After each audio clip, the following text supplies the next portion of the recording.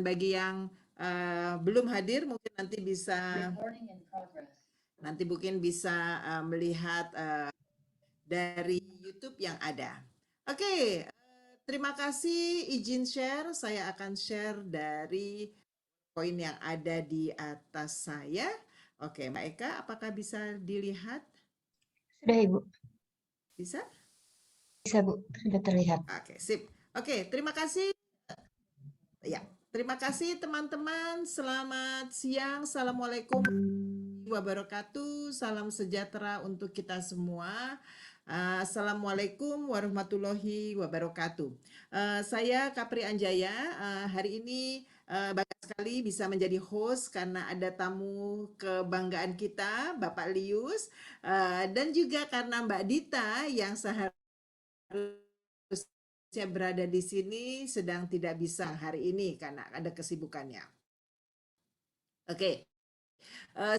Kita tahu dan mendengarkan apa itu pembelajaran tatap muka atau strategi untuk hybrid learning yang dari pembicara kondang kita Pak Lius Iman Santoso Ciputra coba mendengarkan tentang IC dan nanti kita akan juga mendengarkan sedikit dari sponsor kami siang hari ini dari PT Epson. Nanti baru terakhir baru mulai dari Pak Lius. Oke, teman-teman yang baru bergabung mungkin belum kenal IC. IC adalah sebuah komunitas untuk nurturing progressive and transformational educators for future Indonesia. Teman-teman yang belum bergabung, baik itu teman-teman dari pendidik, sekolah nasional atau STK, silahkan bergabung. Teman-teman yang berada di lingkungan baik itu sekolah maupun formal dan non formal ataupun di luar sekolah, kami bisa terus jadi bagian dari manajemen tim. Di sini ada yang seorang pengacara, ada yang seorang konsul dan jadi tidak semata-mata semuanya adalah guru, tapi kami yang sekarang menjadikan pendidikan di Indonesia menjadi lebih baik lagi. Kami ada 12 orang yang berada di layar dibantu oleh Mbak Eka yang dimana seorang sekretaris yang membantu kami.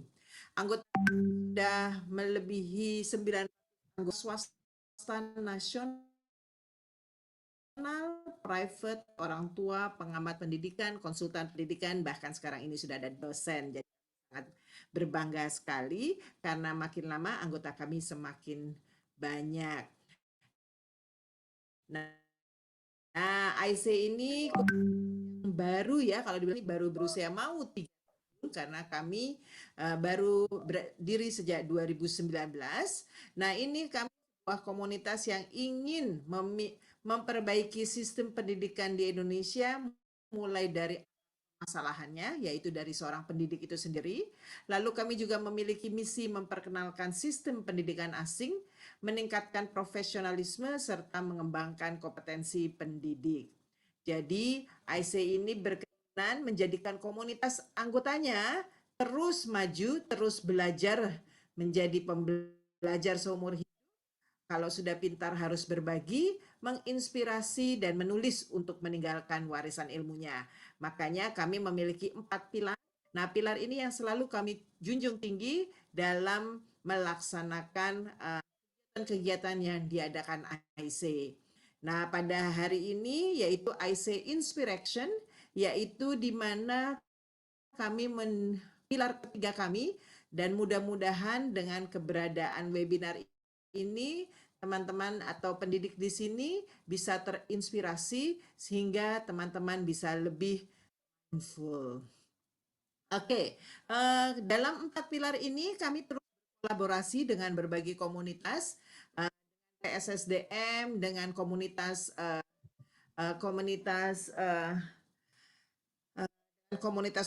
lain ya. Jadi seperti di sini kami mengadakan workshop yang dimana setiap 2 minggu atau 1 bulan sekali kami mengadakan workshop dengan kelas kreatif dengan PSSDM bersama IC.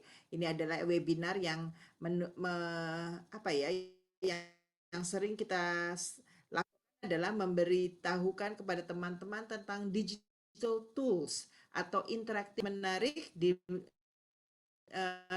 mana dalam pandemi ini sangat bermanfaat bagi kita semua. Ini kita sudah adakan dan kita terus juga ada sharing atau berbagi berkolaborasi dengan IC, Indonesian Creative Education Institute. Nah, juga sejak April kita mengadakan berbagai sharing. Kemudian Inspiration ini terus 1 bulan sekali. Ini kita terus mengadakan dengan berbagai macam para narasumber dari berbagai bidang ilmu. Dan kemudian juga dari berbagai macam topik, jadi menyenangkan sekali. Dan untuk pilar terakhir adalah yang dimana kita juga memberikan arahan-arahan untuk menulis buku sehingga kita sampai bisa memiliki writing club ya dari teman-teman IC. Jadi untuk teman-teman yang belum bergabung dengan IC, silakan register. Caranya mudah sekali, hanya www.ic.id. Nah, teman-teman langsung bisa register dengan mengisi form pendaftaran tersebut. Tidak ada biaya yang akan dikeluarkan dan mudah-mudahan dengan mengisi form ini teman-teman akan terupdate melalui emailnya kalau kita ada acara. Kalau teman-teman juga ingin terus terupdate dengan acara, silahkan follow Instagram IC. Kami juga ada YouTube, ada Facebook, dan juga ada Spotify IC. Dan untuk IC Inspiration bulan depan yang dimana biasanya kita di minggu pertama awal bulan atau minggu kedua awal bulan, nanti akan kita bertemu dengan Putri Larasati. Beliau adalah psikolog konsultan dan juga beliau adalah Kastra konsultan psikologi dan SDM dan juga co-creator dari Parenting ID. Nah, ini kita akan mengenal bagaimana mengenali dan mengoptimalisasi potensi anak. Nah, ini senang sekali kalau nanti kita bisa bergabung lagi di Sabtu bulan depan. Nah, teman-teman juga jangan lupa IC sudah menerbitkan buku pertamanya. Yang belum memiliki silahkan dimiliki, atau nanti kalau mau teman-teman bisa juga dapat buku ini secara cuma-cuma kalau teman-teman aktif atau bergabung di dalam komunitas kami. Nah, teman-teman jangan lupa karena salah satu pilar ini adalah menulis dan berbagi ya. Jadi teman-teman silahkan kalau sudah dapat ilmunya atau dapat masukan-masukan baik dari Pak Lius pada siang hari ini, silahkan ditulis supaya kita nggak lupa dan ditularkan kepada teman-teman yang lain. Dalam blognya boleh, dalam Facebooknya boleh, dalam IG-nya boleh. Dan jangan lupa ada hashtag IC, hashtag Inspiration, hashtag pembelajaran tatap muka, dan hashtag dari narasumber kita Lius Iman Santoso. Nanti teman-teman akan mendapatkan hadiah dari sponsor kami. Oke teman-teman, jangan lupa tagline kami, keep learning, keep sharing, keep inspiring, dan leave a legacy. Oke teman-teman, tentunya tidak sabar sebelum saya mau memperkenalkan Bapak Lius, saya akan minta Pak Edwin selaku dari sponsor atau support. Sangat hebat sekali buat IC. Jadi hari ini namanya organisasi ya, kita tumbuh dari teman-teman seperti Pak Edwin ini gitu loh ya, yang membantu terus sehingga nanti diberikan oleh ke teman-teman. Jadi bagi teman-teman yang akan mengikuti acara webinar hari ini dari jam 1 sampai jam 2:30 nanti, jam 2:30 ya, ada door prize dari Epson. Nah, kalau ada teman-teman yang masih belum tahu apa itu Epson, yuk kita simak dulu paparan dari Pak Edwin. Monggo Pak Edwin, saya akan matikan dulu PowerPoint saya. Terima kasih Pak Edwin, silakan. Ya, baik, Bu Kapri. Terima kasih. Selamat siang, Bapak dan Ibu semuanya. Apa kabar? Baik. Perkenalkan, saya Edwin dari PT Epson Indonesia. Untuk siang hari ini, meskipun kalau di Jakarta kondisinya lagi mendung, nah tapi tetap tidak mengurangi ya semangat kita semua untuk tetap menuntut ilmu di webinar di siang hari ini. Nah sebelumnya saya mohon izin untuk share screen terlebih dahulu. Ya, oke.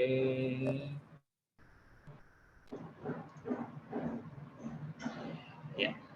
Oke, Bapak Ibu semuanya. Jadi kami dari PT Epson Indonesia, kami saat ini fokus pada di solusi pendidikan. Kami akan membawakan tentang kelas interaktif. Nah, apa itu kelas interaktif? Jadi kelas interaktif ini nanti pembelajaran jarak jauhnya akan menjadi 2 arah dan interaktif. Untuk pembelajaran tatap muka terbatasnya akan menjadi lebih menyenangkan. Nah, saya Edi Syafruddin, ada rekan saya juga di sini Mas Roberto, kami dari Departemen Visual Instrument. Jadi Visual Instrument itu adalah fokus pada solusi proyektor. Nah, di sini ada email dan nomor telepon saya. Silakan bagi Bapak dan Ibu yang ingin menghubungi kami di luar sesi hari ini, mungkin menanyakan mengenai kendala apa yang sering dihadapi dan bagaimana cara menyelesaikannya untuk solusi proyektor, atau bahkan tertarik ya dengan solusi Epson itu sendiri sehingga mau ada tindak lanjutnya. Nah, monggo untuk menghubungi email ataupun nomor telepon yang ada. Nah, tadi sudah disampaikan juga oleh Bu Kapri bahwa kami akan membagikan satu buah printer terbaru dari Epson tipe L121 bagi Bapak atau Ibu yang hari ini mengisi link feedback form. Jadi nanti setelah sesi saya akan ada link yang akan kita kirimkan di kolom chat. Silakan untuk mengisi dan nanti yang beruntung akan kita undi ya di akhir webinar kali ini. Dan jadi semoga beruntung bagi Bapak atau Ibu nantinya. Nah, sebelumnya mungkin ini yang mungkin saya awali dulu. Jadi keterampilan apa saja sih yang perlu kita siapkan dan kita miliki ya untuk kita sebagai pendidik di abad 21. Nah, mungkin selama ini sudah tahu juga bagaimana untuk pembelajaran asinkronus dan sinkronus itu sendiri, dan kami juga percaya bahwa Bapak Ibu juga sudah bisa memanfaatkan pembelajaran seperti ini. Nah, kemudian yang berikutnya adalah ada 2 pendekatan yang harus kita lakukan terhadap teknologi itu sendiri. Jadi yang pertama adalah pendekatan tingkah laku dan yang kedua adalah pendekatan secara teknologi. Nah, kalau pendekatan tingkah laku, contohnya di sini ada kepemimpinan kelas virtual. Jadi maksudnya bagaimana Bapak dan Ibu sebelum memulai kelas mungkin harus membuat sebuah kesepakatan terlebih dahulu nih untuk membuat sebuah peraturan di kelasnya. Sehingga apabila muridnya sepakat, nanti kelasnya pun akan jauh lebih menyenangkan lah ya. Jadi tidak ada yang misalkan suaranya ketika tidak ada kamera yang muncul ataupun misalkan tidak ada murid yang aktif. Nah, kemudian juga kita bisa membuat sebuah skenario pembelajaran gamifikasi. Nah, sehingga ini membuat anak-anak lebih senang ya dalam melakukan kegiatan belajar mengajar. Jadi seolah-olah mereka bermain games, padahal sebenarnya itu adalah bagian dari pelajaran itu sendiri. Nah, kemudian pendekatan berikutnya adalah bagaimana Bapak dan Ibu sudah bisa memanfaatkan video konferensi yang ada, kemudian juga sudah terbiasa dengan menggunakan jaringan nirkabel, jadi cukup mungkin bawa handphone saja, lebih mobile, jadi bisa membuat pembelajaran lebih interaktif. Kemudian juga bisa menggunakan dokumen kamera untuk memvisualisasikan objek, agar ini membantu Bapak Ibu untuk melihat objek yang mungkin selama ini agak sulit kalau menggunakan webcam ya untuk pembelajaran jarak jauh. Nah, kemudian juga menggunakan layar yang besar dan interaktif. Nah, kenapa ini perlu juga? Karena di sini ada namanya peraturan 468 yang tujuannya adalah untuk menentukan jarak ideal untuk menampilkan konten pembelajaran. Nah, jadi untuk menampilkan dokumen, nah itu jarak idealnya adalah 1 meter tinggi layar itu dikali 4 tinggi gambar. Nah, kemudian untuk tampilan dasar seperti menampilkan PowerPoint, nah itu jarak idealnya adalah 1 meter dikali 6 tinggi gambar. Dan untuk menampilkan tampilan pasif seperti video, nah itu jarak idealnya adalah 1 meter dikali 8 tinggi gambar. Nah, ini saya gambarkan bagaimana kalau misalkan kita menggunakan tampilan flat panel yang misalkan 65 inci. Nah, itu dengan peraturan 468 tadi, itu hanya murid bagian baris 3 ataupun baris 2 yang di depan saja melihat dengan jelas. Dan murid-murid yang di belakang itu sudah tidak terlihat lagi karena layar kecil. Nah, sehingga ini memang tidak kami rekomendasikan dan kami merekomendasikan menggunakan tampilan layar yaitu 100 inci. Nah, sehingga dia mengcover semua murid yang ada di kelas, bagian depan, tengah, ataupun bagian belakang. Nah, hal ini juga diperkuat dari sebuah penelitian dari Intuit Research. Dia menyatakan bahwa 57% siswa yang disurvei itu mereka mengalami matanya lelah karena tampilan layar yang terlalu kecil dan terlalu lama melihat paparan layar.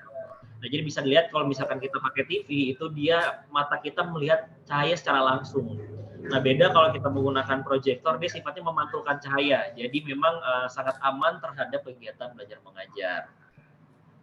Nah, kemudian kami di sini memiliki dua kegiatan, yaitu kegiatan kelas digitalisasi kelas, dan yang kedua adalah kelas interaktif Epson. Nah, untuk sesi hari ini kita akan membahas yang nomor 2, yaitu kelas interaktif Epson. Nah, yaitu dengan menggunakan interaktif projector dari Epson. Nah, seperti apa solusinya? Berikut adalah videonya.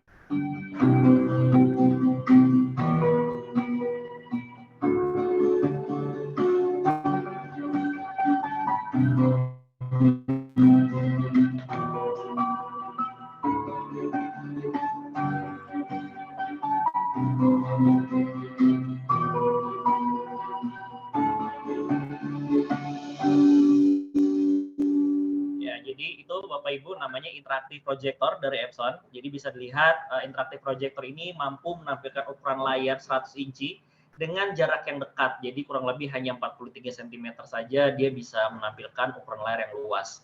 Kemudian interaktif projector ini juga tidak perlu menggunakan media khusus, misalkan tidak perlu pakai alat-alat khusus lagi. Cukup dari interaktif projector ini dia bisa merubah tampilan layar proyeksinya itu menjadi layar sentuh. Jadi misalkan Bapak Ibu punya papan tulis yang ada di sekolahan, nah cukup menggunakan interaktif projector ini, nanti papan tulisnya berubah menjadi papan tulis interaktif. Dan kemudian di masa pandemi seperti sekarang juga sangat aman terhadap cairan disinfektan, karena yang disemprot cairan itu adalah hanya papan tulisnya, sehingga tidak akan mengganggu dari si interaktif projectornya. Nah, kalau tadi kita bisa lihat, jadi ini banyak sekali solusi-solusi yang bisa dilakukan dengan kegiatan kelas interaktif. Nah, sekarang saya mungkin langsung saja ke salah satu bagaimana guru melakukan pembelajaran secara jarak jauh dengan menggunakan interaktif projector ini.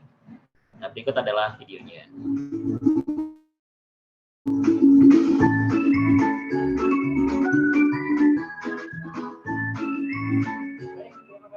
Selamat pagi semuanya, selamat datang di kelas interaktif saya. Hari ini insya Allah akan mendemonstrasikan kepada Bapak Ibu bagaimana kelas interaktif yang saya miliki saat ini. Saya akan coba share sebentar kepada Bapak Ibu bisa mengikuti kelas interaktif.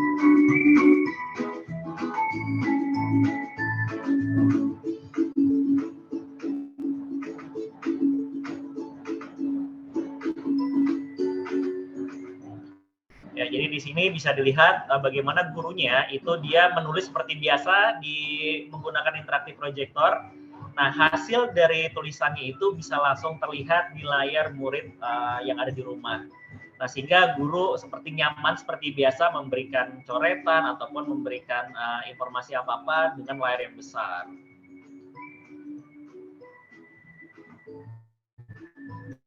Nah, kemudian interaktif projector ini juga karena tadi bisa berubah menjadi layar sentuh, sehingga guru itu bisa menggeser layarnya dengan menggunakan jari.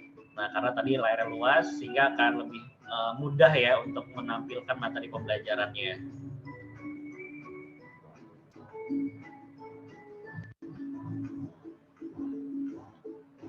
Nah, kemudian juga dengan interaktif projector ini, guru apabila masuk ke sebuah website tertentu, dia juga bisa memberikan coretan ya dalam apabila informasinya ini dianggap penting.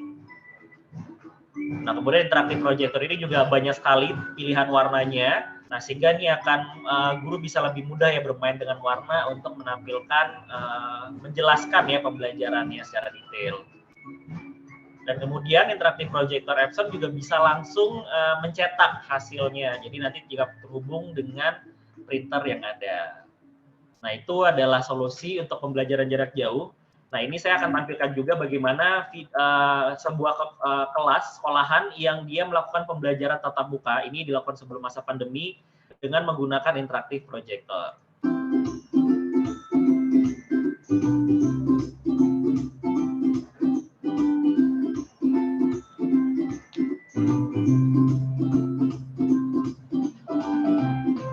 Proyektor biasa itu biasanya cuma sebagai tampilan, tapi untuk kali ini kita bisa menggerakkan, kita bisa merancang pembelajaran itu bisa langsung melewati layar tersebut. Jadi kita tidak usah repot-repot lagi untuk pindah bolak-balik ke laptop, tapi kita udah bisa langsung mengerjakan semuanya di layar.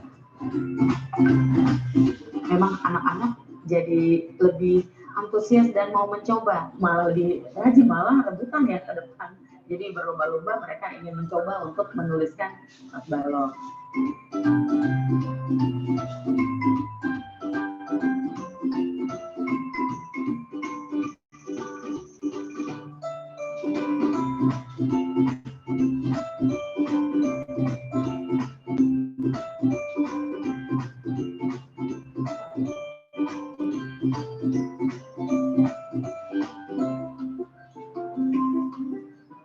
SD itu ketika pembelajaran mereka itu tidak bisa kita ajak dalam dunia khayal. Dengan interaktif mereka itu sangat membantu saya. Dia bisa menampilkan gambar. Jadi mereka betul-betul melihat. Karena pembelajaran yang sempurna itu selain mendengar pun harus melihat dan juga terlibat langsung.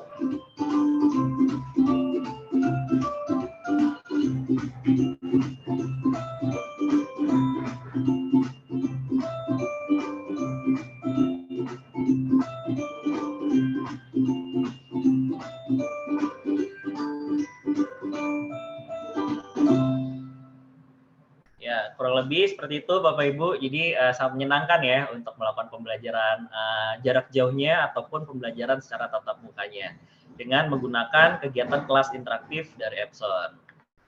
Nah, kurang lebih seperti itu Bapak dan Ibu semuanya. Semoga bermanfaat materi dari saya. Terima kasih. Assalamualaikum warahmatullahi wabarakatuh dan selamat mengikuti kegiatan webinar ISEI. Oke, terima kasih Pak. Di Sama-sama, sekolahnya Pak Pri. proyektor baru. Oke, teman-teman yang perlu proyektor baru, jadi jangan lupa menghubungi Pak Edwin ya dan minta Pak Edwin untuk menjelaskan karena tadi saya lihat nih proyektornya menarik sekali dan mudah-mudahan affordable ya. Oke teman-teman, kita akan sampai ke acara yang kita tunggu-tunggu, yaitu kita akan mendengarkan bagaimana Bapak Liu Siman Santoso Ciputra, seorang yang memiliki pengalaman yang luar biasa ya, yang sampai sekarang pekerjaannya nih keren banget ya. Selain sebagai Director of Operation, dan juga beliau adalah Coordinator Head dari Perkumpulan Sekolah SPK Indonesia, dan juga sekarang ini selain sebagai Director of Operation, beliau juga Secondary Principal di Kurnia Global School di Jambi dan juga School Counselor. Ini kayaknya semua jabatan yang di sekolah ini di semuanya ada Pak Liusnya nih kayaknya ya. Ini kenapa? Karena sangat hebatnya. Jadi teman-teman nanti kita akan mendengarkan gimana Pak Lius menerapkan pembelajaran tatap muka dan hybrid learning di sekolahnya, itu kita tunggu-tunggu. Dan jangan salah, Pak Lius juga seorang Tela trainer dari Pearson Indonesia, Pak Sifat Career Direct Consultant. Ini menyenangkan sekali dan ternyata beliau juga kurang sibuk ya. Sekarang ini juga masih aktif sebagai asesor kepala sekolah penggerak dan pelatih ahli. Jadi jangan main-main ya, karena kalau para kepala sekolah kalau nggak nurut sama Pak Lius, wah bisa bahaya banget ya. Oke, teman-teman, Pak Lius, silahkan bisa menggunakan PowerPoint-nya. Dan sekali lagi nanti PT Epson akan menuliskan link chatnya bagi teman-teman Yati yang menulis namanya. Mudah-mudahan di akhir dari acara ini kita akan teman-teman akan ikut diundi untuk mendapatkan satu buah printer Epson. Oke, Pak Lius, silahkan. Ya, baik. Terima kasih Ibu. Waduh, perkenalannya sangat tinggi sekali, jadi malu saya. Saya Wah, masih junior ya Bu Kapri lah. Saya baru belajar ya Bu Kapri ini juga. merendah nih, merendah. Silakan. Gitu. Oke, saya izin share screen ya Bu. Silakan.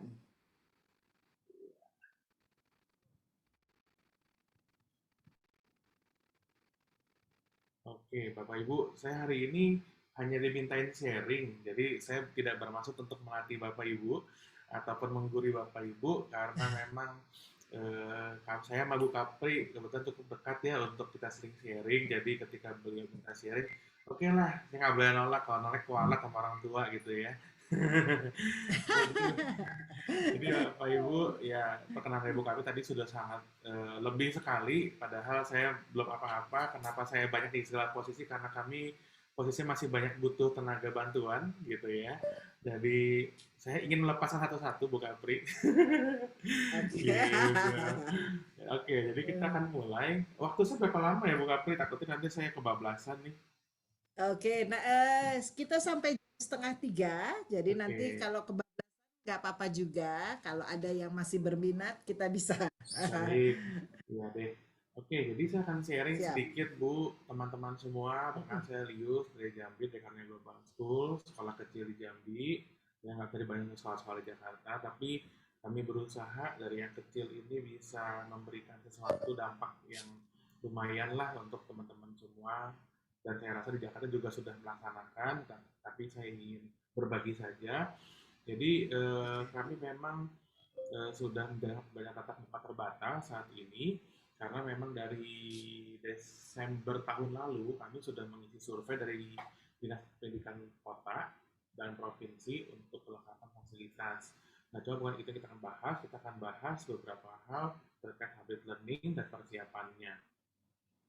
Oke, jadi welcome to the world of hybrid learning. Jadi kita ke depan nggak bisa lagi jadi klasik, automatically akan menjadi hybrid. Ya hybridnya jadi anak-anak punya peluang untuk belajar di rumah, who knows gitu ya, mungkin kehidupan anak-anak SMA ke depan mungkin bisa sama dengan anak-anak kampus zaman sekarang gitu ya, yang mungkin belajar di rumah, belajar di sekolah, sekolah jadi tempat multifunction aja, bisa juga kayak begitu. Nah jadi 4 hal yang kami coba terapkan kemarin sampai hari ini adalah pertama adalah kesehatan dan keamanan anak adalah prioritas. Kedua adalah komunikasi menjadi kunci utama, baik komunikasi anak dan guru, guru dengan orang tua, manajemen dengan orang tua, manajemen dengan guru. Jadi ini menjadi key factor karena memang jangan sampai karena pandemi, karena kita hybrid, jadi tidak bisa ketemu tatap muka, jadi komunikasi terputus. Tidak begitu. Kemudian engaging adalah usaha dan proses. Jadi adalah sebuah usaha yang sengaja dilakukan, bukan tidak sengaja, dan sebuah proses yang memang kita lakukan hari-hari dan perlu dievaluasi setiap harinya atau setiap minggunya. Kemudian keempat, memberikan tempat dan waktu untuk hands-on and fun learning walaupun hybrid.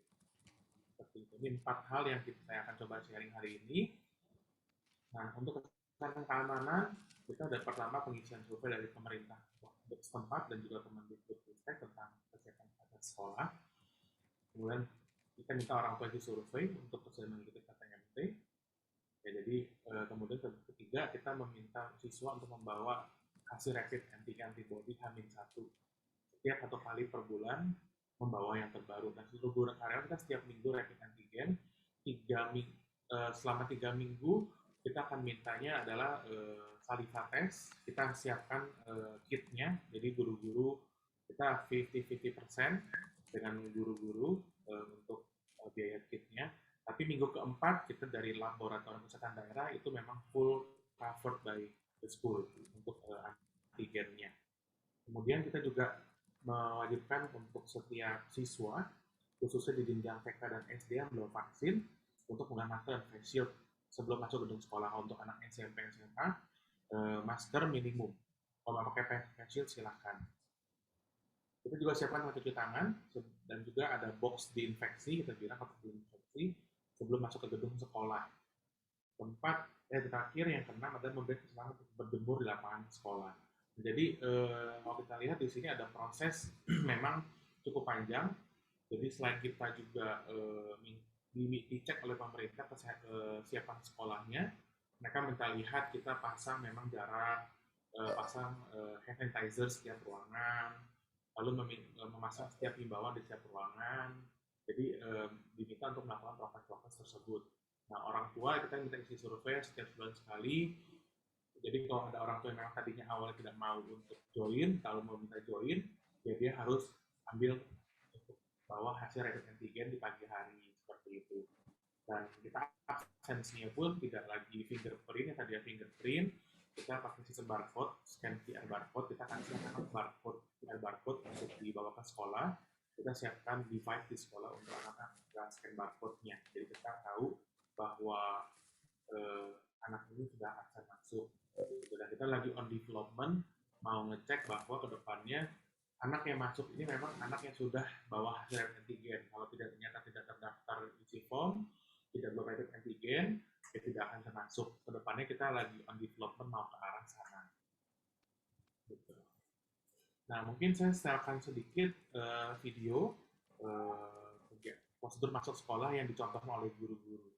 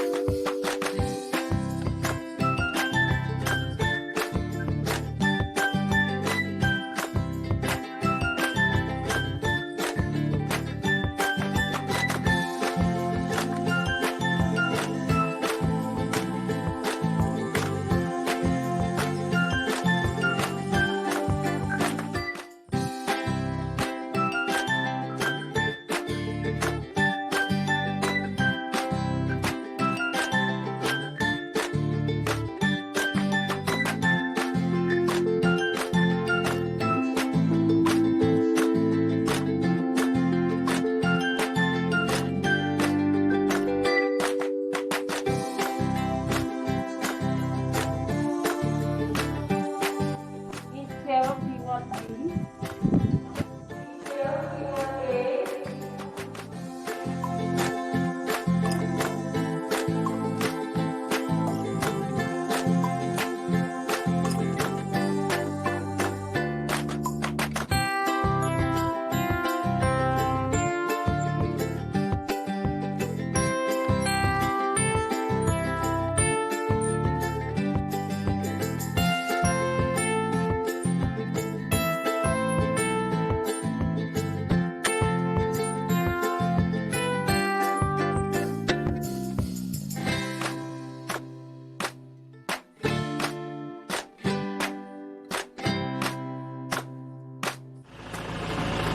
B5, raise B5.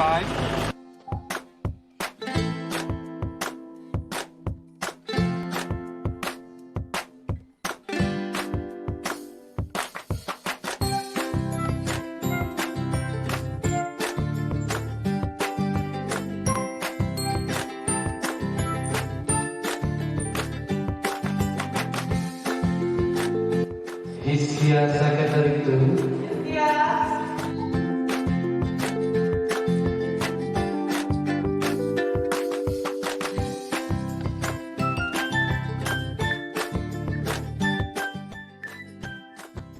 Hi students, welcome back to school.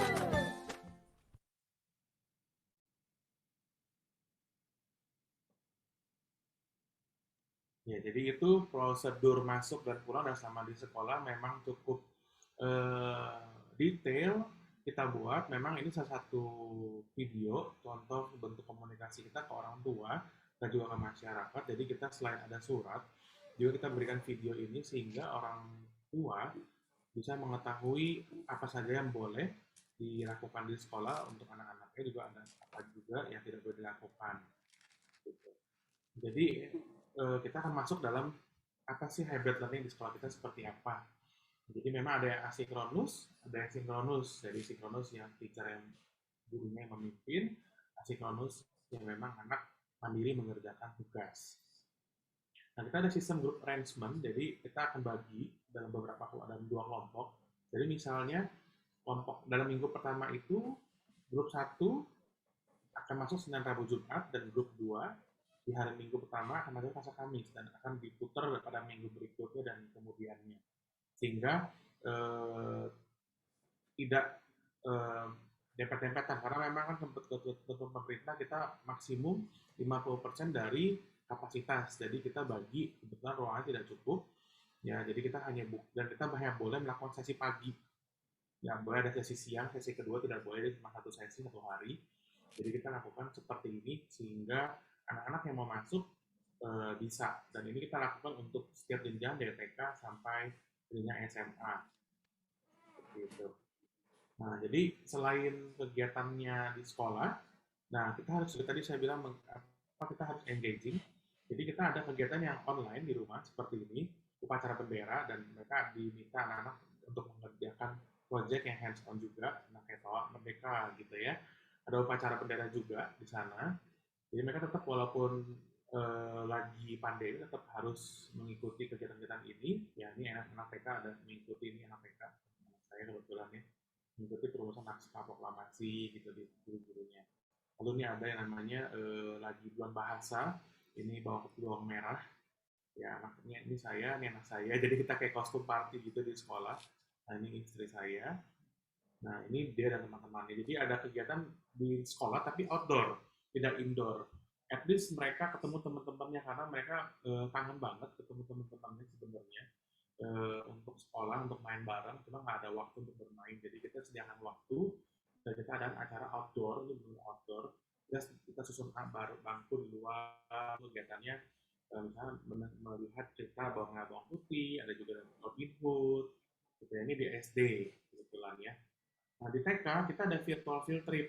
Jadi gurunya pergi sendiri, jadi bukan virtual field trip, kita ke website mana, daftar, bayar, enggak. Jadi gurunya pergi ke zoo, beneran di zoo di Jambi, nah anak-anaknya nonton, si gurunya lagi syuting kayak news report seperti itu Bapak Ibu. Jadi cukup menarik dan anak-anak di rumah disiapin, mereka boleh siapin makanan, boleh cemilan, mungkin mau siapin apa gitu kan, ada dikasih project juga sama sekolah. Kalau kemarin ini saya anak saya waktu TK atau K2 yang ikut virtual trip ini, dia siapin, dia bawa roti lah di kotak makan, lalu siapin minum, lalu ada project yang dikasih sekolah mereka harus kerjakan terkait dengan virtual field trip ini ke zoo. Lalu dia jadi kedandan kayak jadi ranger, pakai topi, pakai bawa dia punya binocular seperti itu. Jadi itu engaging anak-anak karena ya kita kan berusaha supaya meminimize learning loss. Yang lagi ngetrend kan sekarang isunya learning loss gitu ya. Jadi bagaimana supaya learning loss itu terminimalisasi. Ya ada kegiatan-kegiatan yang mau sekolah memang harus kreatif dan berusaha untuk lebih kreatif. Dan saya lihat ini masih kita pun di Jambi pun masih perlu banyak belajar karena kita lihat ya beberapa sekolah di luar Jambi itu wah kreatif banget gitu kan untuk kegiatan-kegiatan kayak misalkan kalau saya lihat ada beberapa sekolah yang mengadakan drama dan anak-anaknya nonton di mobil gitu kan, guru-gurunya kayak joget itu suka menyentuh anak-anak. Jadi banyak hal yang kita bisa lakukan supaya proses pembelajaran engaging dan meminimalisasi learning loss tadi. Itu saja Bu Kapel dari saya, simpel sekali menurut saya, sangat singkat, tapi itu memang yang kami lakukan sehari-hari saat ini sehingga nanti kalau pertanyaan boleh saya jawab kalau ada yang menarik.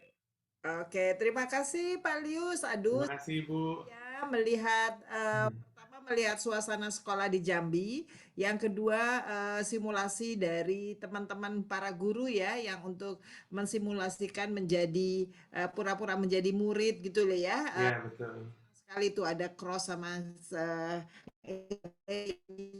boleh ya. Oke, saya yakin teman-teman di sini pasti ingin banyak bertanya karena biasanya kalau dengan bertanya itu akan keluar nih ilmu-ilmunya. Oke, sebelum teman-teman yang mau bertanya, silakan mulai bertanya di kolom chat. Kalau yang mau nantinya juga mau tunjuk tangan juga boleh. Tapi kalau belum ada yang tanya, saya mau mulai lah, Pak Lius, boleh ya? Boleh ya. Oke, Pak Lius, ini tadi yang bicara learning loss, ini saya tertarik sekali karena memang dengan adanya pembelajaran muka ini banyak sekali kita kehilangan waktu. Tadi saya melihat proses simulasinya, saya ini jadi ingin bertanya. Yang saya ingin tanyakan adalah anak-anak ini waktu gurunya menjelaskan itu hanya yang lain tetap ada di rumah atau yang lain boleh tidur-tiduran atau gimana nih Pak Lius atau gantian? Oke, jadi Silakan. kalau saya izin jawab Bu. Jadi Ya. kalau pembelajaran di tempat kita ketika saat ini PTMT itu, jadi anak-anak yang di sekolah dan di rumah, misalkan di jam 7 sampai 7.35 gitu Pak, FT 32 menit ya. Jadi at the same time yang di rumah belajar niat si guru, yang di sekolah pun belajar. Jadi sama. Jadi kita at the same time memang ada live teaching ke anak-anak. Nah kita lagi sekarang saat ini kan kita hanya pakai menggunakan webcam laptop seperti itu ya Bu ya. Nah sekarang kita lagi ongoing development menggunakan kamera yang tracking. Jadi kita lagi penjajakan, lagi piloting ke beberapa kelas menggunakan kamera 360. Jadi nanti dia akan mengikuti gurunya kemana dia pergi. Gitu. Tadi makanya saya melihat Epson tadi ya, sejujurnya saya menarik Bu buat saya. Gitu.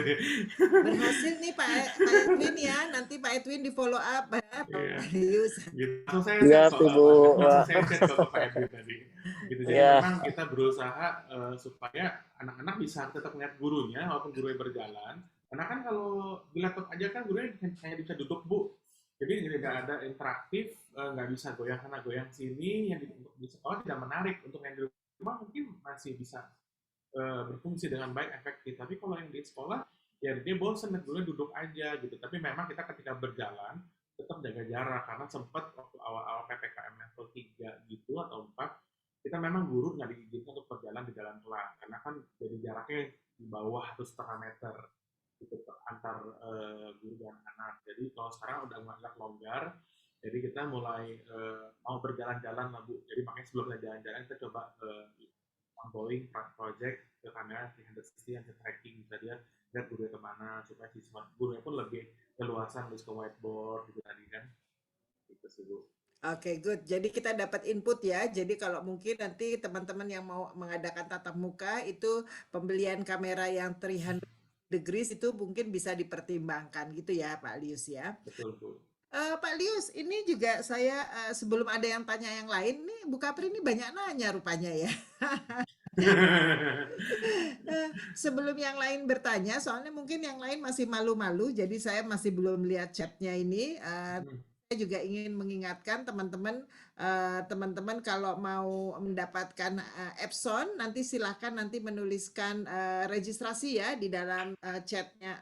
Di dalam chat ada linknya untuk mendapatkan door prize printer dari Epson di akhir acara. Nah, Pak Lius, saya ini pinginnya ya, kalau belajar di depan kelas, itu membuat siswa aktif. Nah, kalau siswa aktif kan kalau yang di rumah dia lihatnya dari Zoom tentunya. Ya, yang apakah pakai kan nggak mungkin dia bawa laptop atau pakai Zoom lagi ya? Karena kalau enggak ya sama aja ganti tempat doang ya. Gimana nih Pak Lius nih Ya, tanggapannya? oke. Jadi kalau yang di sekolah itu supaya yang di sekolah juga menarik, karena kan kita saat ini memang metodenya kan pakai Google Meet gitu ya Bu ya, kita share Mm-mm. screen. Nah, cuma kita siapkan juga yang namanya drawing pad untuk guru-guru. Nah, jadi Hmm. guru-guru at least bisa berdiri di samping laptopnya atau berdiri di depan laptopnya sambil nulis di drawing pad yang terproject ke dalam layar tadi whiteboard. Jadi Hmm. sehingga anak-anak yang di sekolah pun tetap bisa melihat ada yang harus dilihat, ada interaksi di dalam kelas gitu, Bu. I see. Hmm. Jadi guru-guru perlu pengetahuan tambahan ya, keterampilan Betul. supaya terupdate dengan teknologi supaya nantinya dia bisa memberikan pembelajaran yang terbaik. Hmm. Oke, jadi tertarik nih Pak Lius. Hmm. Bagaimana untuk memintarkan guru-gurunya nih yang dulu kan berarti kalau zaman saya dulu kecil ya atau zaman dulu saya muda, waktu saya belajar saya berpikir kalau nanti saya harus ngajarinnya hybrid learning, ya kan? Pasti saya mengajarnya mikirnya langsung tatap muka, ya kan? Nah sekarang kan akhirnya harus menambah ilmu baru. Mungkin ada apa strategi yang dilakukan sekolah sehingga guru-guru bisa menambahkan wawasannya, menambahkan ilmunya. Gimana nih Pak Lius? Ya, jadi sebelum kita mulai tatap muka Bu atau hybrid, memang sebenarnya kita udah dari jauh hari melakukan pembelajaran itu yang asinkronus dalam Google Classroom Bu. Gitu. Nah sekarang, lalu untuk jenjang SMA kami pakai Microsoft Teams. Jadi sebenarnya kalau di SMA itu sudah di dalam classroom mereka pakai laptop, jadi kayak nggak ada perbedaan antara mereka di sekolah dan di rumah. Gitu. Jadi kalau kita lihat sekarang, kalau saya boleh jujur mengatakan, anak SMA kita itu lebih demen di rumah. Karena menurut mereka buang waktu ke sekolah, mesti bangun pagi dan harus mandi dulu, harus ada waktu di jalan gitu. Sedangkan kalau di rumah mereka bisa 10 menit, ya belum mandi mungkin masih bisa sekolah gitu Bu. Karena memang kita pakai Microsoft Teams itu kan kita pakai Microsoft OneNote, jadi anak-anak ketika Microsoft Teams itu bisa ada chattingnya juga, bisa ada video call juga, bisa ada Microsoft OneNote juga untuk typing bersamaan. Jadi gurunya tinggal membagi anak, misalnya dalam tiga kelompok nih Bu, baik yang di sekolah maupun yang di rumah. Dia tinggal buka channel, di dalam under nama dia buka channel baru, channelnya isinya dengan, oh Bu Kapri, Pak Lius, sama Pak Adwin. Grup 1, grup 2, channel 2, Ibu Eka, Ibu Dian, Ibu siapa gitu misalkan. Jadi tinggal dibuka channel berikutnya, walaupun mereka di tempat yang berbeda. Kita di SMA sudah berjalan itu sudah beberapa tahun sebelum pandemi kebetulan. Lalu jenjang TK dan SD itu memang berbeda, dia memang baru belajar gitu ya. Jadi kita untuk guru-guru yang TK dan SD sama SMP itu kita memang ada sesi ketemu dan kita jelaskan ke kepala sekolah, kepada guru-guru bahwa oh ya pembelajaran tuh saat ini tuh begini, oh, hybrid tuh seperti ini gitu. Jadi kita kasih pelatihan ke mereka, jadi menggunakan tools seperti Jamboard, misalkan seperti Google Meet connect sama Jamboard langsung, ternyata connect-nya gimana. Lalu ada aplikasi apa lagi yang bisa yang guru-guru pakai. Nah, guru-guru ada juga yang kreatif, mereka pakai Nearpod, mereka pakai Gather Town untuk pembelajarannya, aplikasinya. Nah, tinggal akhirnya pas tahun ajaran ini kan di bulan Juli kemarin kita adakan namanya sharing best practice, jadi yang telah guru-guru lakukan tahun ajaran sebelumnya. Jadi mereka sharing lah ketika pakai Gather Town itu seperti apa. Oh ternyata di Gather Town itu mereka bisa buat kayak ruang meeting juga, bisa buat ruang discussion juga, ada ruang kelas juga. Dan ketika diklik juga sama, bisa masuk langsung video call. Oh pakai Nearpod juga bisa seperti ini, caranya seperti ini.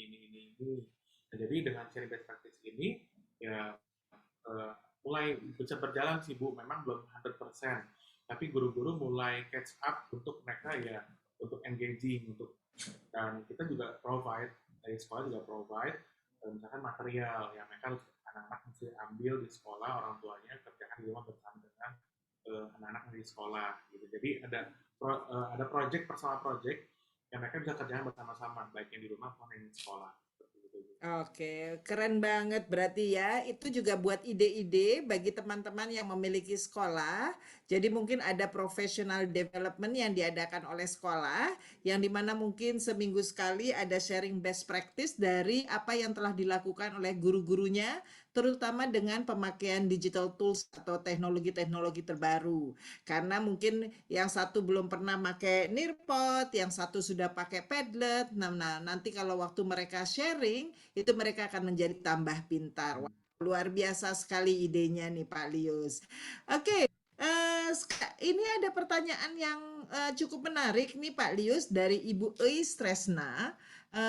Ibu Eis bertanya, langkah-langkah apa yang dilakukan guru atau tim guru untuk melakukan hybrid learning atau blended learning? Mungkin maksudnya adalah pertama persiapannya apa dulu yang harus dilakukan sehingga nanti guru-guru siap, nanti waktu habis persiapan nanti pas waktu ngajarnya seperti apa, dan mungkin sesudahnya nanti mungkin juga seperti apa. Ini saya nambahin pertanyaannya Bu Eis ya, biar Pak Lius Memang lebih jago ya bukan? Nggak berasa tambahin ya Bu ya. silakan Pak Lius. Iya, jadi kalau Bu Eis, pertanyaannya, jadi langkah-langkah apa yang dilakukan guru-guru atau tim guru melakukan hybrid learning atau blended learning? Pertama, sebenarnya bukan guru-guru, pertama sekolahnya dulu. Sekolahnya harus mensurvei atau menanyakan pada orang tua murid device apa yang mereka miliki, gitu. Dan kita beri informasi kepada mereka device yang kita bisa pakai untuk hybrid learning seperti apa gitu ya. Device itu mungkin alat-alat teknologinya ya. Jadi kan teknologi.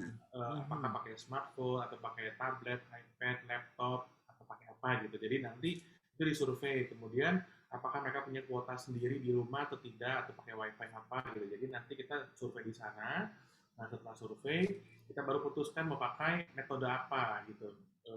Tools yang mana yang lebih ringan, misalkan apakah Google Meet atau Microsoft Teams atau Zoom atau Classin. Sekarang misalkan ada juga yang pakai Classin yang kuotanya lebih rendah, misalnya seperti itu. Nah, kalau untuk hybrid learning atau blended learning, guru-gurunya tentunya kita melihat dulu mereka sebenarnya standing point-nya di mana, mereka mampunya di mana, bisanya di mana. Setelah itu baru kita training mereka sesuai dengan kebutuhan yang ingin kita capai. Jadi kita udah cek nih Google Classroom sejauh ini memang itu sudah pakai. Jadi pas kita cek, oh nggak ada masalah. Oh tinggal pelatihan kepada guru-guru untuk Google Meet-nya. Oh oke, Google Meet seperti ini. Lalu kalau mau mute, mau unmute seperti ini. Nah sekarang ada fitur baru bisa set co-host dan host sekarang gitu kan. Oh mau recordingnya bagaimana, dan itu berjalan memang berproses. Karena Google-nya pun berproses untuk berubah, kita pun berproses untuk mengikuti perubahan yang Google lakukan untuk Google Classroom. Nah, untuk hybridnya sendiri, tadi saya sampaikan, jadi pertama, si gurunya harus tahu juga kebutuhan si anak pembelajaran. Nah, jadi dia butuhnya di kelasnya itu pembelajarannya apakah lebih baik praktek. Nah, kalau praktek butuhnya tools seperti apa, dan mengapa toolsnya itu. Biasanya kita kasih dari sekolah, kalau sekolah kita itu, kita berikan guru-guru itu kebebasan untuk memberikan informasi tools apa yang mereka butuhkan dan rasional di belakangnya apa, sehingga kita harus pilih itu. Nah setelah itu dia kasih penjelasan pada kita dan masuk akal, kita boleh coba, kita pilot project.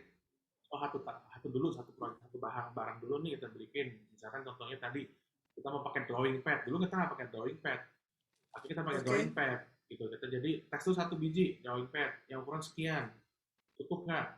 Oh, kita kasih lebih besar, kegedean nggak? Kalau yang lebih kecil, cukup nggak? Oh, pixelnya cukup Pak segini. Bisa kok, walaupun kecil seperti ini, lebih lebih mobile dan lebih enak. Oh ya sudah pakai yang ini. Siapa aja yang perlu? Misalnya, jadi kita di situ di sekolah akhirnya mencoba setelah project itu berhasil dan bisa diterapkan, kita langsung mau coba invest berapa guru-guru yang mau coba dulu gitu. Nanti tinggal terpakai karena kan nggak setiap hari guru itu pakai drawing pad belum tentu pakai terus ya. Itu ada masa-masanya memang itu cuma mungkin hari itu style video, mungkin memang diskusi seperti itu. Jadi langkah-langkahnya sih itu.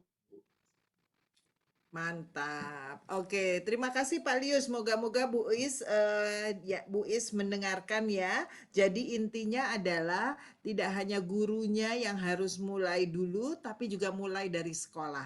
Jadi sekolah selaku pengelola dari pendidikan yang ada, ini harus mulai ke bawah dulu. Dan saya suka tuh kata kuncinya, baik itu untuk sekolah maupun untuk para guru, yaitu adalah kita melihat atau mencari tahu kebutuhannya dari siswa didik atau orang tua tadi. Jadi tidak bisa semata-mata guru atau sekolah ujuk-ujuk membuat sebuah peraturan tanpa mengadakan survei-survei kecil seperti itu. Ya, sehingga nanti apa yang telah kita investasikan, jadi investasi dari sekolah itu amat sangat efisien dan efektif karena memang sesuai dengan kebutuhannya. Wow, ini bagus banget nih tipsnya Pak Liu. Jadi sebagai teman-teman harus tahu kebutuhan anak. Oke, dan yang kata kunci lainnya adalah ini guru-guru dan sekolah harus terus mau beradaptasi dan terus belajar dengan perkembangan teknologi yang ada. Karena teknologi itu cukup cepat berubah sehingga kalau dan guru tidak mau beradaptasi dan tidak mau belajar terus, ketinggalan zaman. Oke, terima kasih Bu Lius. Semoga jawaban dari Pak Lius membantu Bu Is.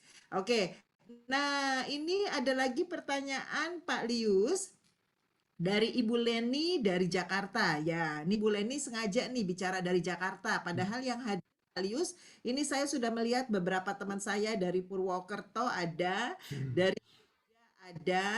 ini dari Siangon juga ada. Oke ya, ini terima kasih nih teman-teman yang sudah hadir pada siang hari ini. Hanya untuk menambah ilmunya sehingga kalau sekolah belum menerapkan pembelajaran tatap muka seperti tadi yang diharapkan oleh teman-teman atau tadi yang berdasarkan pertanyaan-pertanyaan tersebut, mungkin ini akan mendapat ide dan mungkin bisa diterapkan di sekolahnya. Oke, Bu Leni lebih fokus ini benar-benar seorang pengajar nih ya. Selamat siang Pak Lius, mohon izinnya Ibu Leni dari Jakarta untuk sistem penilaian yang diterapkan dalam menjalankan PTM terbatas ini. Bagaimana? Jadi nilainya itu gimana? Wow, oke. Silakan Pak Lius. Ya. Ini mulai teknis nih Pak Lius, silakan. Ya. Sampai memanas ya Bu ya. Silakan. Ya, baik. Ya, jadi kalau untuk sistem penilaian kita memang ada sedikit mesti adaptasi dan mesti agak sedikit percaya ya dengan kondisi di rumah. Memang kita tidak bisa mengawasi anak 100% di rumah, tapi kita mengajarkan kepada anak-anak bahwa walaupun di rumah tidak ada orang, kerjakanlah sendiri kalau seperti ulangan atau apa proyek. Memang sedikit banyak kalau kita coba cek pasti ada unsur dibantu gitu ya. Nah, ada unsur dibantu. Nah, jadi tapi kita kan tidak bisa menghakimi bahwa anak, oh ini kerjaan orang tua 100%, anaknya tidak ngapa-ngapain, kita juga nggak punya wewenang untuk ke sana. Jadi tetap kita berikan penilaian terhadap apa yang dikerjakan.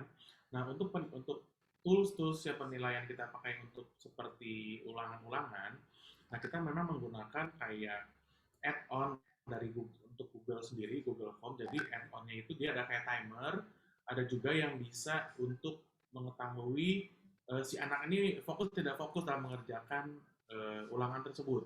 Apakah matanya lari dari screen atau tidak gitu, terdeteksi. Atau juga kalau memang kita mencurigai anak memang itu nyontek, ya kita memang panggil coba sama anaknya, tanya sama anaknya, minta dia jujur. Kalau memang ternyata memang dia jujur, dia bilang masih memang jawabannya adalah iya saya kerjakan sendiri, oh oke gitu seperti itu. Nah penilaiannya selain ujian, memang ada juga proyek tetap berjalan. Jadi pandemi atau tidak pandemi, memang penilaian kami itu tidak hanya paper based. Jadi ada juga proyek, ada juga yang bersama, grup proyek, ada juga yang personal proyek, ada juga yang memang ulangan, ada juga PR biasa seperti itu. Jadi memang PTMT ataupun normal ataupun lagi ketika waktu pandemi kemarin mirip-mirip Bu, tidak ada perubahan karena memang kita tetap bervariatif supaya kebutuhan anak itu tetap bisa tercover walaupun apa namanya tidak dalam sekolah 100% seperti itu. Oke, oke, Pak Lius, terima kasih sekali lagi untuk jawabannya tentang penilaian. Jadi mudah-mudahan Bu Leni dari Jakarta ini mendapat inspirasi gimana caranya apa namanya menilai anak-anak. Tapi tadi yang seperti dikatakan Pak Lius, kalau boleh saya highlight, ini adalah salah satu momen yang dimana kita harus benar-benar mengajarkan kejujuran dan menghargai kejujuran. Oke, dan ini adalah sesuatu yang tidak mudah dan setiap guru pasti mempunyai tantangan sendiri-sendiri.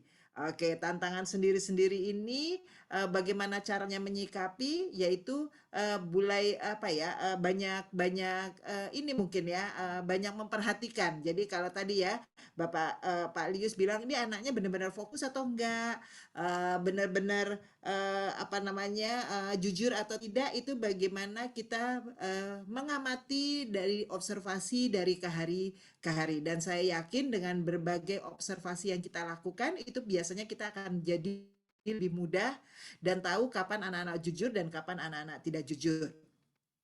Penilaian sendiri tersebut tadi Pak Lius juga bilang masih sama, tetap ada paper base, ada group dan personal project, yang dimana kalau group dan personal project itu mungkin apa ya sudah ada kriterianya sehingga dalam melakukannya pun mereka akan bagus karena bisa mengikuti kriteria dan PR dan tugas. Dan saya senang sekali Pak Lius bilang bahwa banyak sekali kalau kita mau jujur itu anak-anak dikerjakan orang tua ya. Cuma mungkin memang ini kan orang tua juga kalau saya bilang masih beradaptasi dengan keadaan. Jadi mungkin kalau teman-teman juga bisa mengingatkan apalagi orang tua untuk siswa yang sudah besar ya. Kalau yang sudah kecil mungkin kita juga kadang-kadang perlu dibantu oleh orang tua di rumah ya Pak Lius ya. Yeah. Tapi kalau yang sudah besar mungkin bisa mulai pelan-pelan, dan kalau anaknya sudah mulai bisa adaptasi, saya rasa orang tuanya juga lambat laun akan juga mencoba membiarkan anaknya untuk mandiri. Mungkin itu tambahan dari saya, nggak tahu kenapa ini saya moderator tapi juga saya Oke. Guru gitu, memang guru gitu. Pak Lius, ada lagi Yeah. pertanyaan dari Pak Riki dari Jawa Timur, Surabaya. Nah, ini tanyanya adalah apakah kestabilan jaringan internet, baik jaringan internet ya, di sekolah ataupun di rumah, ikut mempengaruhi dalam penyampaian materi atau modul pembelajaran terhadap para peserta didik? Oke, silakan Pak Lius. Baik, terima kasih Pak Riki. Pastinya Pak berpengaruh gitu ya. Baik mau pakai provider apapun, ada kalanya provider tersebut lagi down atau lagi sibuk gitu ya.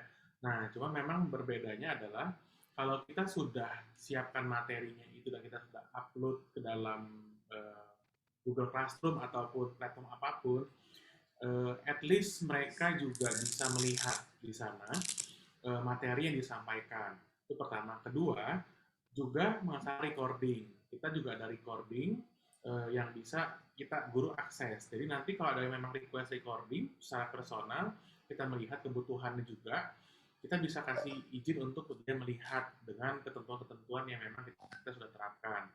Karena kenapa memang tadi untuk menjawab bahwa ketika ada permasalahan signal, ini bagaimana? Nah, jadi tetap kita ada namanya Google Classroom, yang kita pakai kan Google Classroom, untuk anak-anak melihat materi apa yang diajarkan oleh hari itu oleh gurunya, lalu ada assignment apa yang diminta gurunya, itu sudah muncul semua di Google Classroom-nya si anak-anak gitu. Nah, termasuk recording kalau memang dibutuhkan, anak bisa ngomong ke orang tua bisa ngomong kepada pihak sekolah untuk diberikan akses untuk dapat recordingnya. That's why kita sebagai guru harus jangan lupa nyalain recordingnya.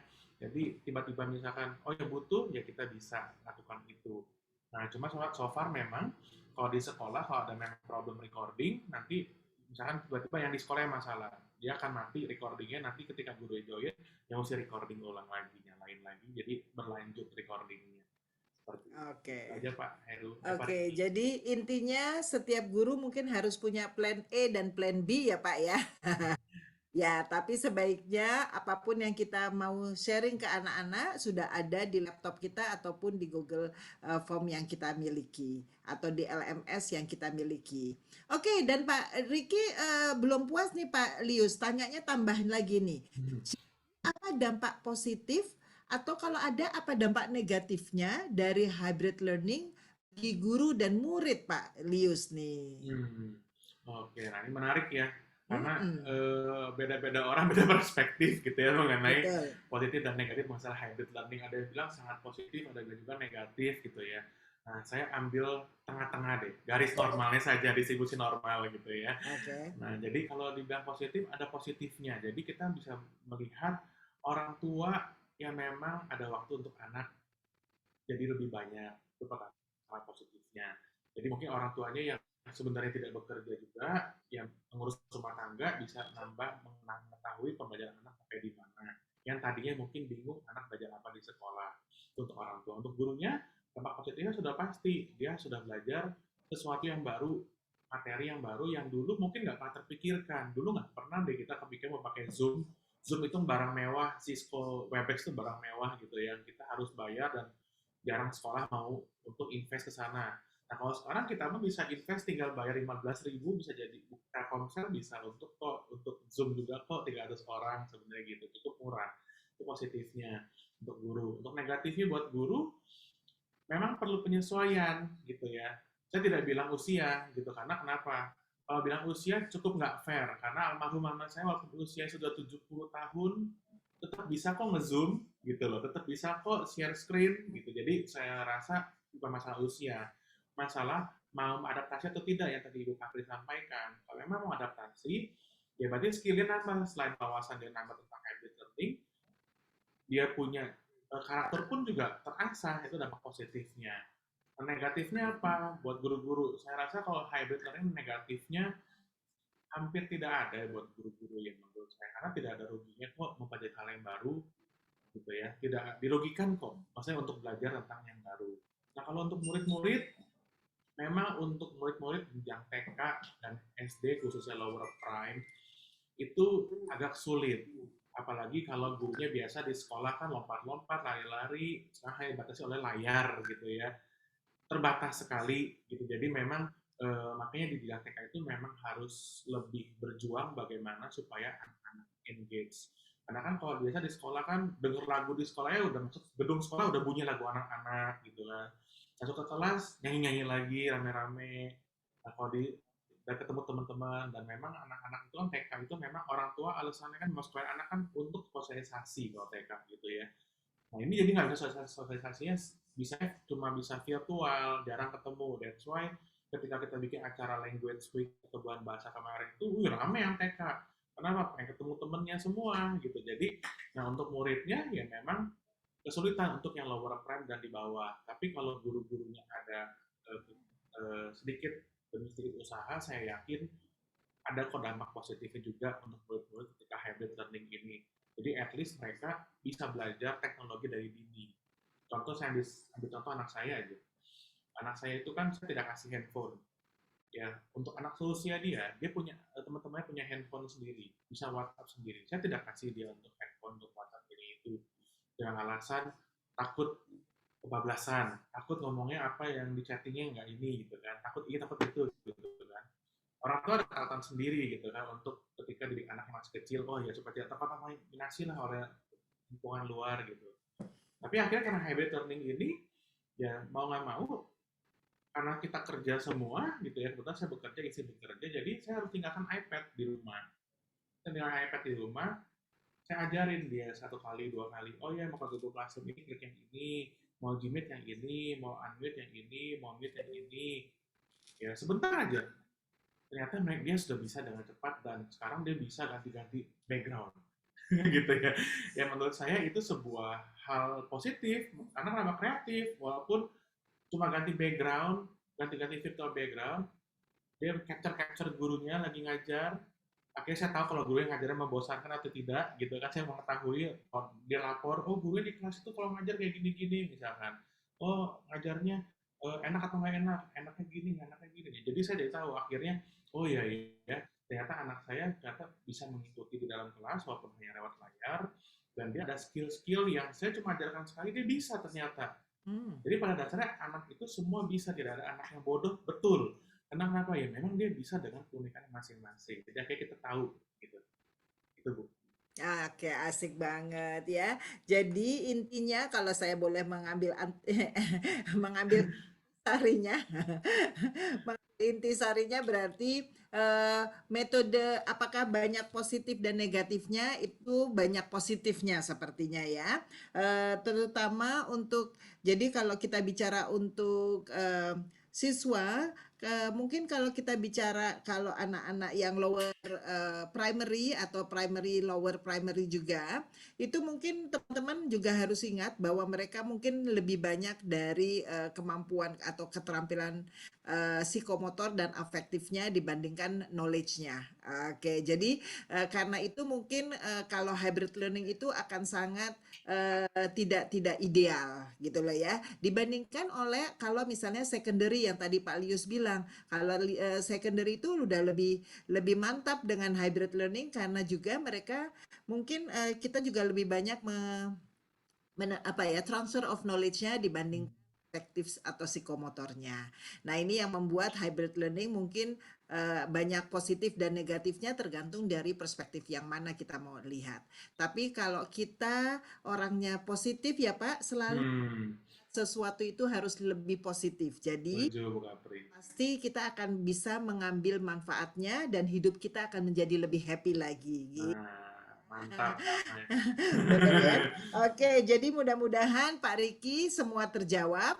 Nah, ini ada pertanyaan lagi dari Bu Ani, tapi sebelum pertanyaan Bu Ani, ini kita sudah 14.20, jadi nanti 14.30 Epson akan memberikan door prize-nya. Jadi saya ingin mengingatkan lagi, ini Pak Roberto sudah mengingatkan untuk mengisi link feedback dari Epson, karena Epson akan membagikan door prize, dan kali ini printer yang dibagikan tuh yang terbaru dari Epson atau yang disebut L121. Jadi teman-teman yang belum mengisi link Epson, nanti namanya nggak ada, jadi nggak dapat nanti ya. Jadi teman-teman sekalian mendengarkan tanya jawab ini, teman-teman bisa mengisi formulir yang disediakan, yang diminta, formulir link feedback dari Epson.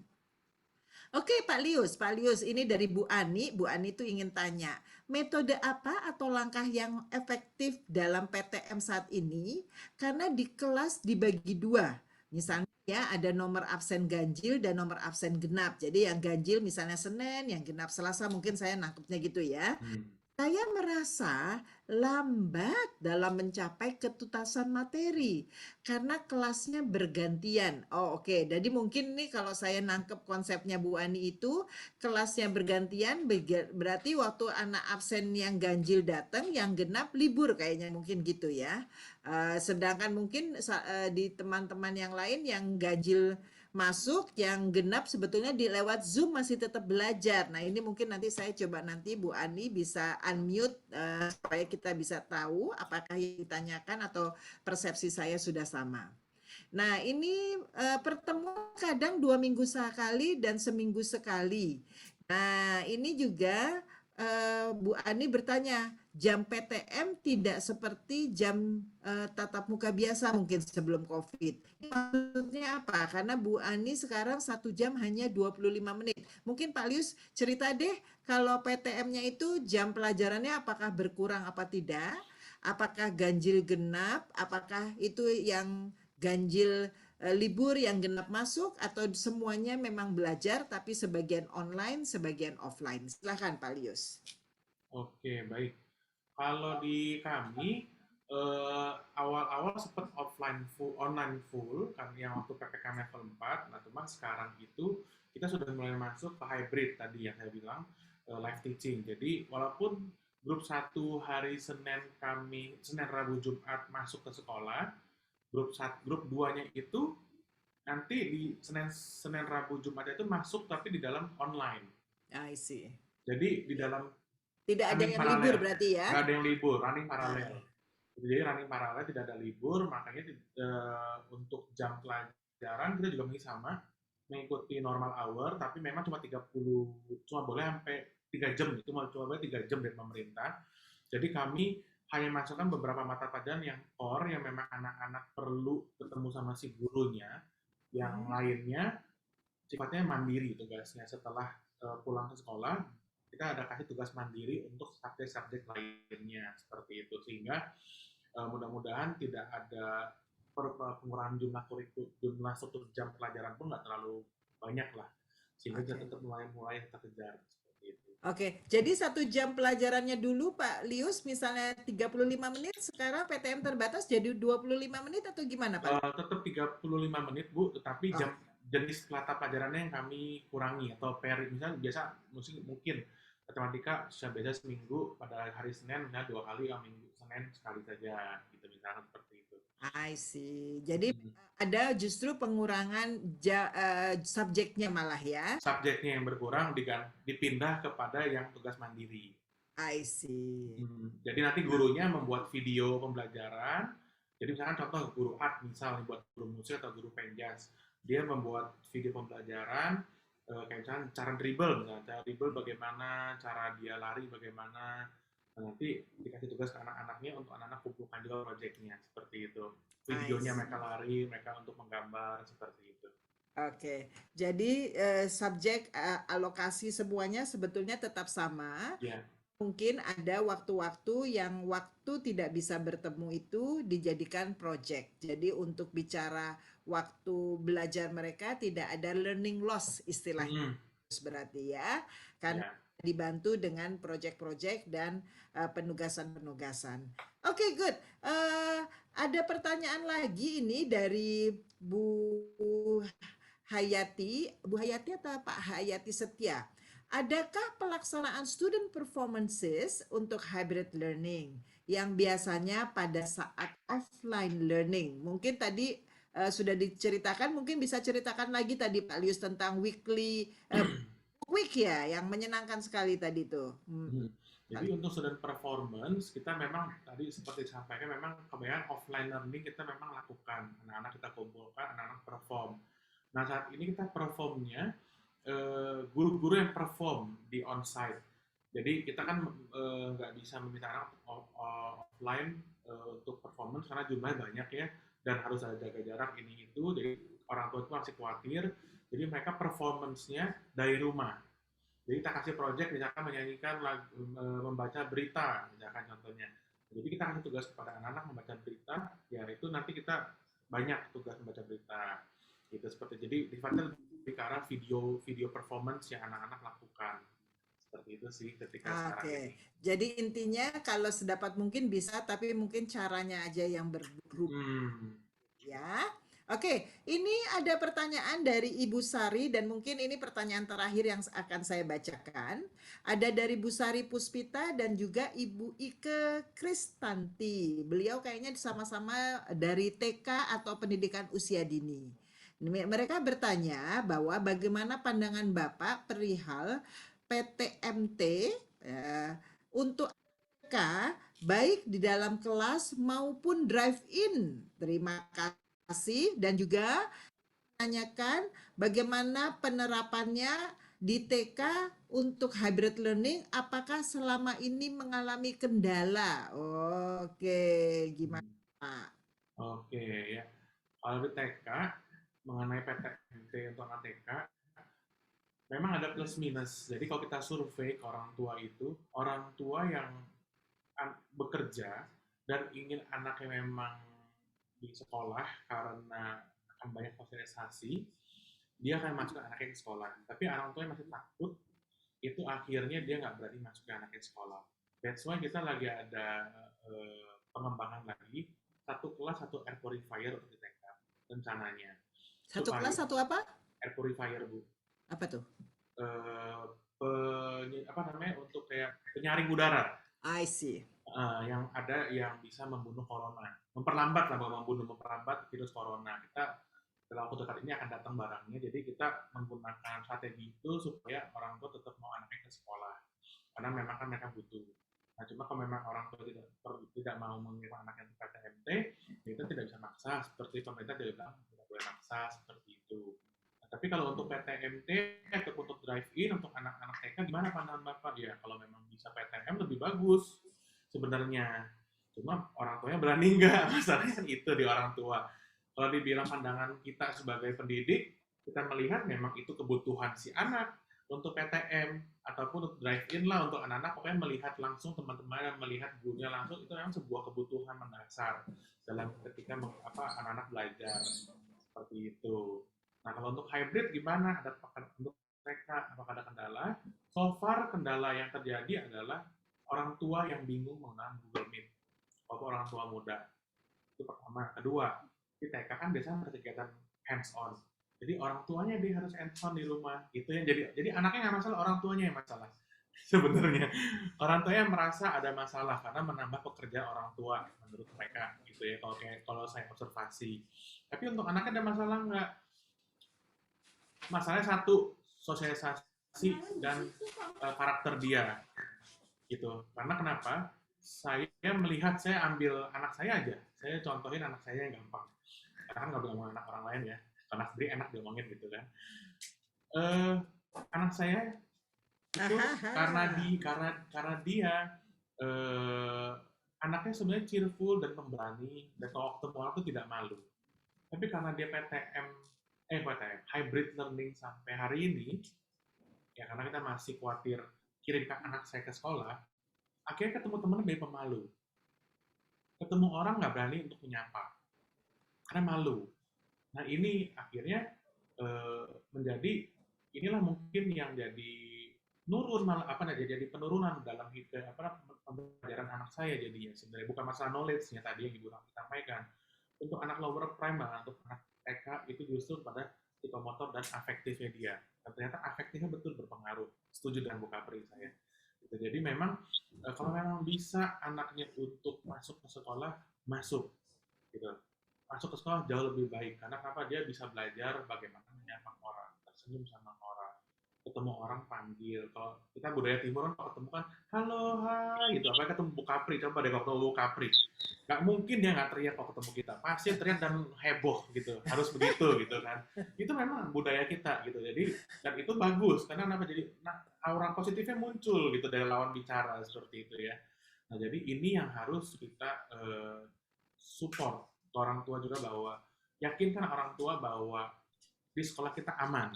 Gimana caranya tadi? Ibu boleh buatkan video, boleh buatkan surat, boleh informasikan program-program apa yang sekolah siapkan sehingga anaknya perlu sekolah walaupun masih TK, seperti itu. Itu sih, Bu. Oke, terima kasih Pak Lius. Jadi kesimpulannya kalau di TK itu dianjurkan untuk kalau bisa orang tua mempercayakan ke sekolah untuk anaknya offline ya. Jadi berangkat ke sekolah, dan sekolah harus siap-siap juga memberikan fasilitas yang terbaik supaya meyakinkan pada orang tua bahwa sekolah itu aman buat mereka. Nah, ini mungkin jadi PR kita. Jadi tadi Pak Lius juga mengatakan bahwa ada air purifier atau apapun yang bisa mendukung sehingga keadaan kelas kondusif. Jadi teman-teman yang punya TK ingin meyakinkan para orang tua, mungkin bisa mengundang Pak Lius bicara parenting ya, sehingga mereka yakin bahwa iya ya anak saya harus sekolah dia gitu ya. Aduh. Terima kasih banyak. Nah ini saya ditegur nih sama Bu Sukartining nih. Bu, pertanyaan saya nggak dibaca. Aduh maaf sekali Bu. Ibu tuh bertanya Pak Lius tuh pakai kurikulum apa?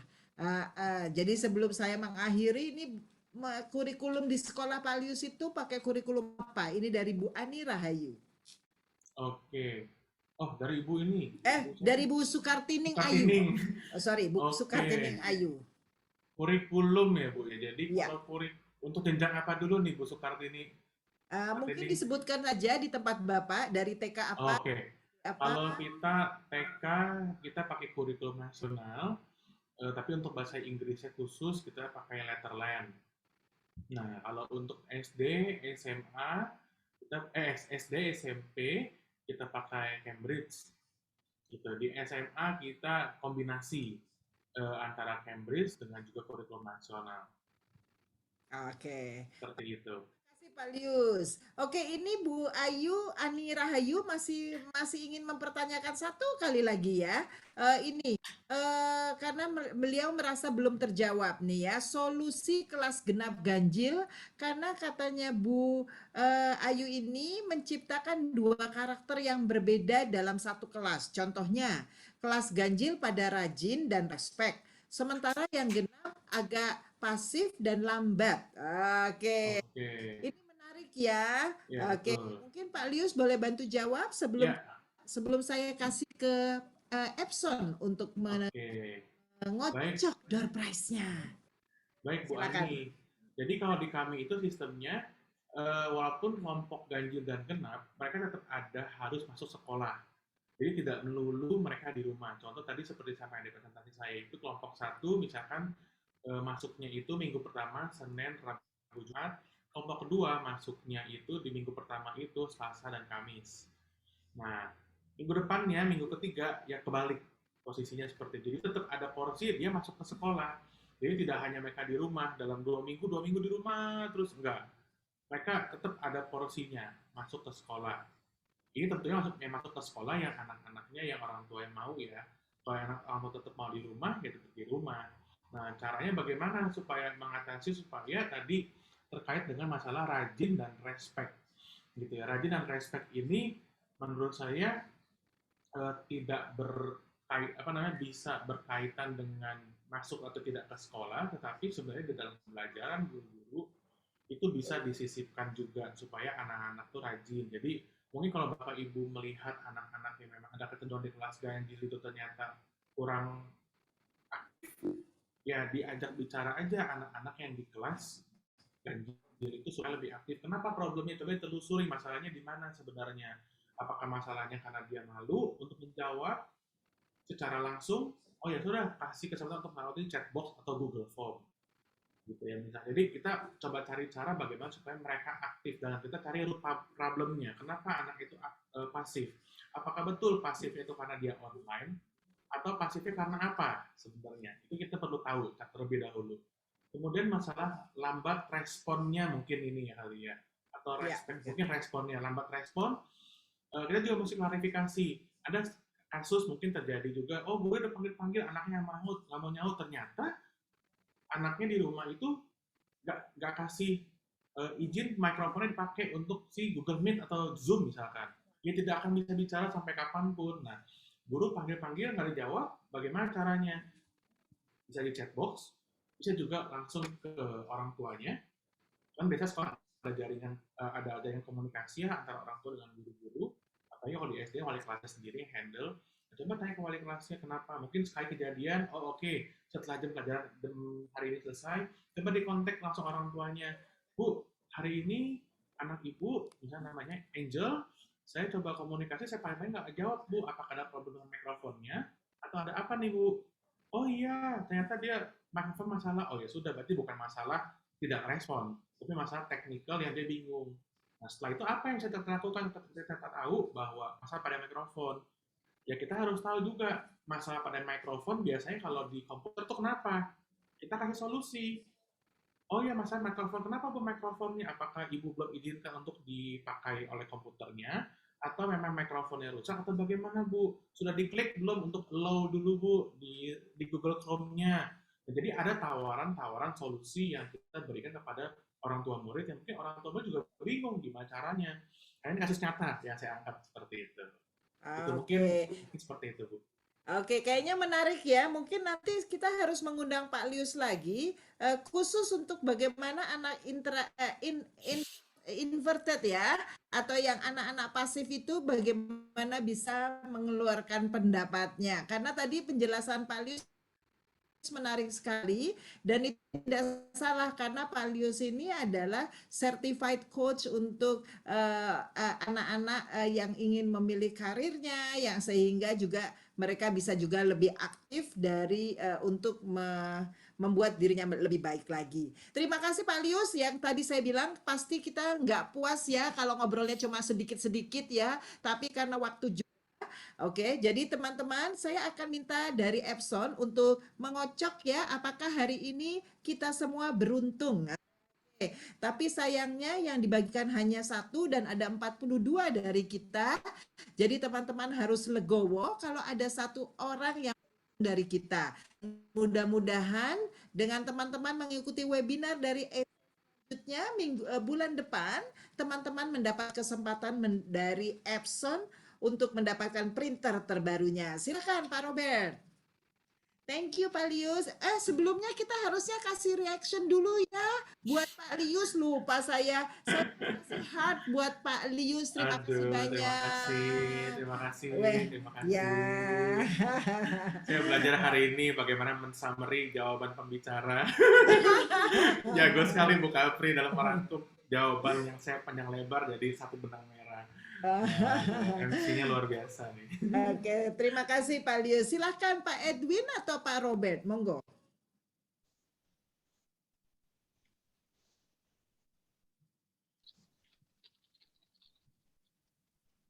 Bu Capri mungkin bisa dijadikan saya co-host ya Bu. Oh, oke. Bu Eka, silakan. Oh ya, sebentar Bu. Pak Roberto ya? Iya. Ya. Baik. Ya, sudah Pak. Baik, terima kasih Bu.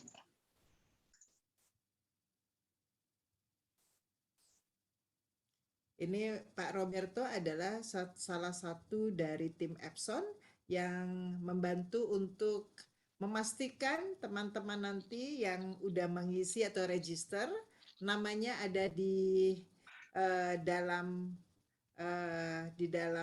apa ya, role atau di dalam kocokan kita. Oke, kocokannya menggunakan wheel ya. Oke, silakan. Sudah kelihatan Bu?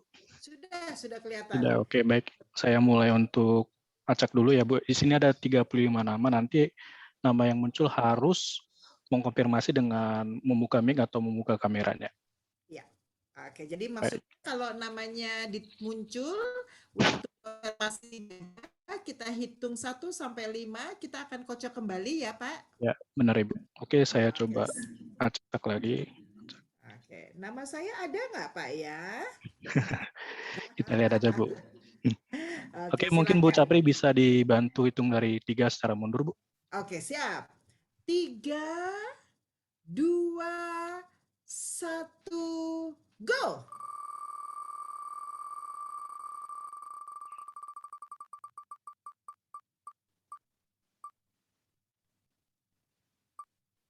Bu Sri Ayu Budi Lestari.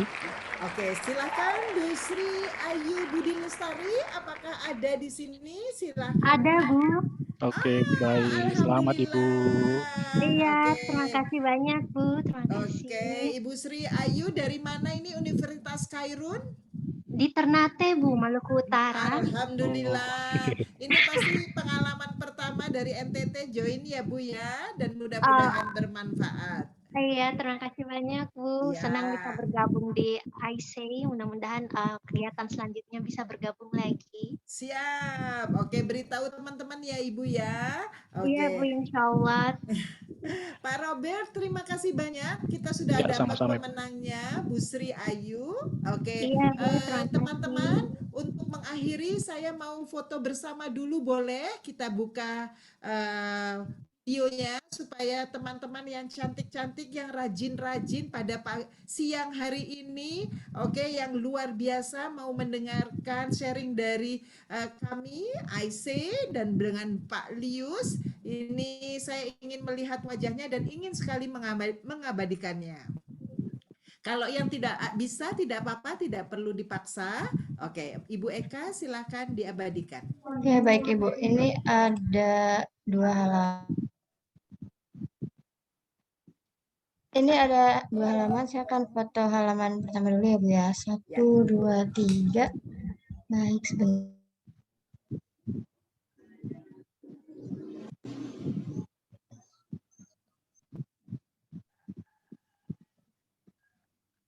Baik, 1, 2, 3. Ya, sudah Ibu.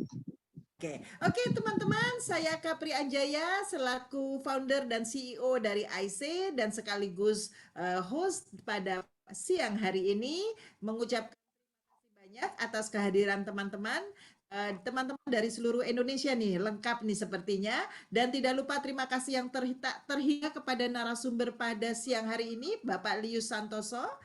Luar biasa sharingnya pada hari ini dan saya merasakan teman-teman yang ada di sini mendapatkan manfaatnya. Dan terima kasih sekali lagi untuk PT Epson yang telah mendukung kegiatan. Teman-teman, terima kasih. Wassalamualaikum warahmatullahi wabarakatuh. Bye. Waalaikumsalam. Waalaikumsalam Thank you semuanya. Thank you Bu Kapri. Thank you. Pak Kapri, Ibu, Pak Pak Lius. Roberto, Pak terima Lius, kasih thank semua. you. Ibu Bu Kapri, Ina, thank you. Bu Ike semuanya. Terima kasih semua. Ibu Dr. Kulsum, terima kasih. Ya, Bu Alma. Ya, makasih. Ya, Pak Riki, terima kasih. Bye semua. Izin live ya Bu.